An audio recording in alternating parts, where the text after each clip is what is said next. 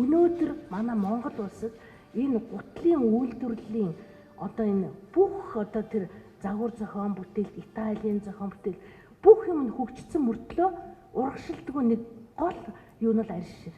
Арьс ширээ биднес хятад ингэж үсийн цулмж энэ Монголдоо ингэж хам хортой юм ячаал хөгшир болгоод бүгдийг хятад руу аччихдаг. Тэгэд хятадаас орж ирж байгаа эргээд бидний арьс шир чинь жижигхэн дезиметр квадрат нь 1000 төгрөг болох гэдэг шүү дээ. Тэгэхээр энэ гутлын үйлдвэрлэгчд одоо энэ жижиг дунд үйлдвэрлэлийн энэ олон гэр бүлийн үйлдвэрүүд яаж хөгжих вэ цаашдаа. Тэгээд ерөөсө өдрөөс өдөрт яг энэ цар тахлын үе, яг одоо энэ эдийн засгийн энэ үед бол 70% зогсчоод байна. Нөгөө цав нь байхгүй болсон.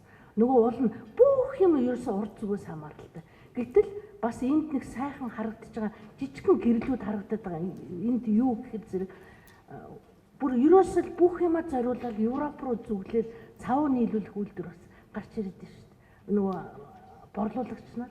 Тэгээ одоо хизээ орж ирэх бол одоо энэ Европоос орж ирэх гэж чинь цөөхөн тооны.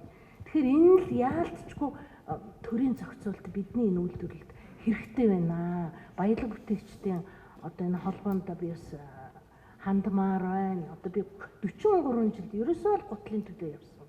Гутлын үйлдвэр анх Чехээс орж ирээд байгууллагт нь би байсан.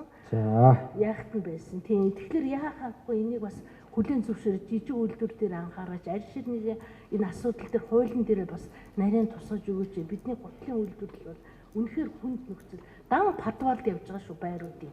Ихэнх үйлдвэр бүх байруудын подвалд явдаг.